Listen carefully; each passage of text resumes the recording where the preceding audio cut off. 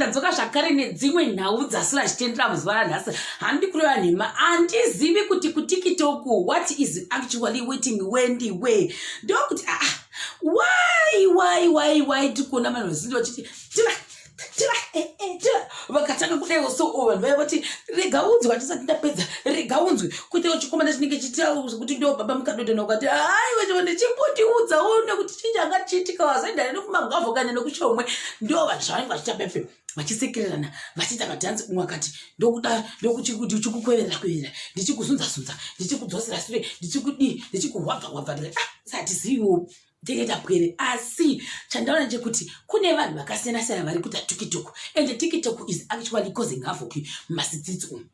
Asi TikTok dance iyoyi yekuti tula vakazoti rega uone ndikutambirana nasisikatarina vaya Madam Boss vazopindira challenge ichi. This guy wacho ari kutamba nevanhu handisi kuti ndiani uyu mudhudhu uyu handisi kuti ndiani mudhudhu uya ndokubva sei ndokuti achita zvanenge chachisekerera. Video vanhu vari kutamba vanhu vari kutambisa zviuno. People are shaking their waists, people are shooking them. Hazvina kushata zvakanaka muchalenjo ndokubva vanhu vaita mareactions. Zvazvinakidza zvazvatiri kura nhema zvanga zvichimbanakidza chakanaka mukaka haurungwi. Ndokubva ndaenda kupi kuFacebook zvikanzi vamwe Madam Boss starring as Katarina hazvisi safe ishi nandeve iharanya zvandezvebasa free spirit. I will go for this one and ndinonzaniwo yeyo nemwangane heti ngowani yakati senge cowboy.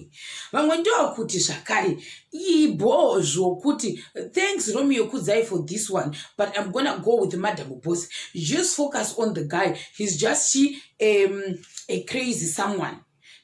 Saka this dzese bo Madam vanoshekawo Roda just gave it a glance, but the guy and Madam Boss, he is something else, I swear. This guy. So the guy pa Madam Boss does it like mukadota. He is not though anogona zvake. Zvakaita zvakanaka she paid nani kana kuti namofela. Dai akaita munyama wokurorwa zvakare newamwana namusoro bhangu who don't understand the difference between art acting and real life. Aipinda busy. Zvanontaura hako. I like the observation. The guy is just full of nonsense. No, you guys are the best. Let's not forget that Madam Boss is an entertainer. And Madam Boss vanonakidza zvavo. I like Katarina's voice. Andina ndikati you nailed it, Madam Boss. Can someone give us the original video from Katarina wacho in Madam Kadon? Ndikati nazo kuti iripi video iyi. On point. Challenge ndaida wi iminga wane nana ningiva ye munungu tamba wane makafuratirana pakamera paya kana zvinoshata zvikanzi chikuru kugarisana nana mufira kati why are people in being entangled mune relationship kana mufira vachakadanza kuti nyatsokuita tula uchisheka mushokonoro ndo zvakanaka mukati mekapo yavo and relationship. Why are people trying to tell kuti mufira kuti how zvokwadi mukarega muna chishuka kudai zvikanzi when you have a husband at the same time usiri marriage meeting are you sure? But pane zvinhu wani zvandaobserva mwari vandiregerere hangu kana ndaneshachi ndaobserva kuti kunyanyanyanya kudivire varume ndo macomments akaita sei aya ndo zvandaona both kuInstagram nekuFacebook varume vanga vachishora kuti why Madam Boss akutamba nezhira akadai inanzi nekuda kwei, but ndo observation yandaita hangu kuti when you have a husband at the same time usiri marriage material ava budha ava ndachikutarisa kuti zvishwa murume zvanzi married #married to poor material zvikanzi vamwe what's wrong ipapa asi imi muchinda kubhawa kunoonekera masimu vanhu vanoita zvokustripa haiwa mhofu is happy with her ndivamwe zvikanzi true ndevamwe vatenderana nezvozvo kuti true wataura chaya point kana inhandiziwo zvikanzi vamwe Madam Boss makanyanya ndosaka mhofu achiti akati ungurukwa ndizvo zvinorevei zvikanzi nevamwe zvakare hama yako inotamba fani ndevamwe kati hazvina kushata tobva ipapo tochitika chirege tinda kuti toona kuti Instagram kwacho ikokoko vanhu vaiti chii pamusana pechi pevidhiyo yamadhamu bosi asi kufacebook vanhu vangu vatara masendiments akasiyana-siyana ndoinde pepe ndoona vhidhiyo iya madhamu bosi vachichukucha zvokati vangu vachichukucha vaiti hai chukuchai kwete zvokumboseka pene pandatongofunga kuti asi varogwa nemagetsi vakati what is how ndekubva ndaona vachishukuruka kudai kuti zvina kushata dai ndaizvigona kuda ndaitozviitawo Katarina yechiti chekera kubhekina faso kwangu chicheka kuda kuti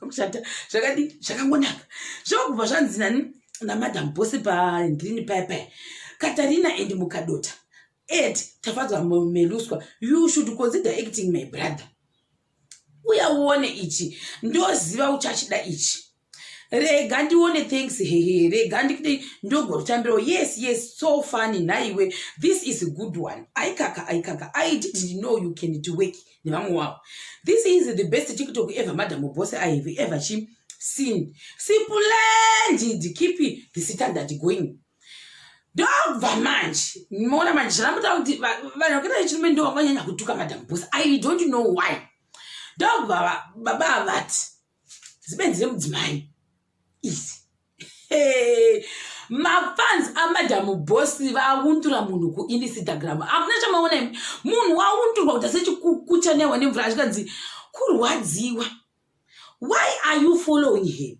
kana riri kuita benzi nderako here ndiwo ukaribvisira mari yekuroora here ukuzvidawo why are you following him ukuda azofara kana ava muguva here let her live her life please kana uchishuka naye just excuse yourself uti bvire pano siya madhamu bosi vedu alone ndo risipondo yapuhani munhu uyu zvikanzi nemumwe zvakare amen ari kusvotwa just exit iwe ndiwe benzi hombe manje iwe unototi ufollowe why are you following here ndiwe the best message watofanira kuti uri benzi kufarira kani plus ndiri kuita sei ndiri kurasa vengi ndio baba vasodzoka vakata pidikudzira kuti vanga vaudzirwa zvanzi neniwo ndiye wangu madhamu bosi saka kuti vanhu vauya vakadefenda vadzuchinja mupaka zvina kushata vandobva watangoseka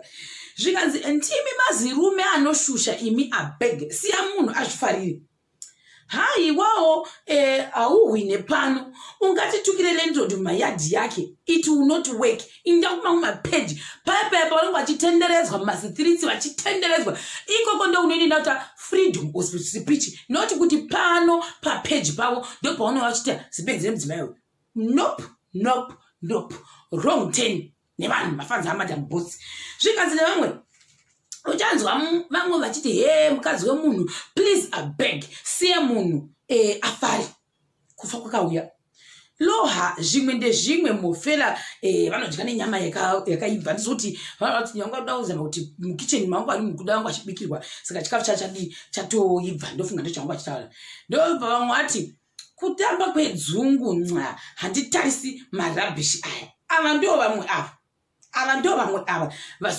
vazondoudzwa zvikanzi but waona meaning wataririre chii inzwawo iri nhai hako dzopengawo idzi ndo vanhu vasiya vamudza ava ndobva mwatuka zvikanzi Burkina Faso yako zvikanzi nevamwewo newo yako zvikanzi mukadzi uyu anonzi madhamu bosi musanyeperwa anogona zvake mapedza masipotsi ndisoko vedu ivavo I think you by far the best I have seen on all the trends on this one from second I give you credit on your good work and perfection art you truly a cut amongst them all ndichi hazisi kuti vanhu vacho vaita vanga nekuti ndachiona amwe ungasinga mataiti ungasinga mazambia yakawandirwa nevanhu iyoyo tulabeichiruja vachiti iwe vakati rega ndikupedzere wangochifunga ndachotambaso vakati zvozonesa zvedu zvatisozvigoni kutamba hedu daita zvigona daitoita example yacho noiti chikoradziva kuti Burkina Faso yangu inenge chisekawo sei mushekenirwa wangu achikwana kuti vanhu vanganyanya kufokasa on shaking the Burkina Faso saka ndaigona kuzokutaridzai is unfortunate kuti handikwanisi kunyatsa kutaridzai inenge chikuti iwe yakangositika yakamira kuti twi kudaiwo so Burkina Faso yacho haisheki hakuna kwainenda inendepi no way slamming, and she takes the trophy. Ndasipa kwa zvangu nhasi. This made my day. Epic talent apa wazovharisa manje, really good. Safadza mledusko wakapenga naye mudzimai wambofuela. Has to be the best TikTok ever. Waiting on yours. Uyai vanhu vakasiyana. Ndachema zvangu, we love you. Nevamwe yashikanzi uyai achitegana. So ndandeinawo Katarina wangu challenge. Yakadii yakapinga. Hazvina kushata. Mapedza masports mawina. KuTikTok uko. Hazvina kushata. Anze asika even money couldn't stop this madness. Yeah, I see why mufela vakaperera patila yawo ishika zvakangonaka. So atizi kuti vanongo vachireve chizve ndo ipapapo asi ndo zvandokwasa kutaura kuti this TikTok thing of Katarina vachiita iyoyo yanga chinakidza iyoyo kudaroka iri kupengesa vanhu ende iri kuratidza kuti kuTikTok iri kutrenda. TikTok asana kunyatsa kuijaira. Ndakangoivhizita kamwe ndikabva ndatongorowo ikoko saka asana ndanyatsa kuzwa kuti maavenues acho neikoko kana kuti uyu hasi kuti kuma avenues ndo kuInstagram, kuma sebaba ndo kupi kuTwitter, kuma streets ndo kuFacebook. KuTikTok asandaziva kuti kunonzi kuchini, kuti asandanyatsa kugara ikoko kuti ndinatsa kunokunzwisisa, saka asandaziva ipapapo kuti zvichafamba sei. Maybe kunonzi kuma heights, I don't know, kana kuti kunonzi kuma yard, I don't know. Saka tichaona kuti tinokuti chiikoko kuma TikTok kwacho kana tazenge tawawanirwa nyasha namusipindinga kuti timbokushanyirawo tingonodzidza and survey kuti kuma yard kwacho kwakamira sei. Kuda tito kuti kuma yard ku TikTok ikoko kuda tichatozopota timbokushanyira timbototora nhau dzeku TikTok zvakare kuma yard ikoko kuma yard. Ndona sikuti kuma yard kuti akunyanye kusikana vakawanda akushikira vanhu vakawanda unongoinda uchino TikTok uchi TikTok uriko osudzoka zvako chotrenda kupi kuma streets uku kundone kuma avenues. Saka rikatingoti kuma yard. TikTok yards. Handiti saka ndichamubata zvakare pachikamu chinotevera.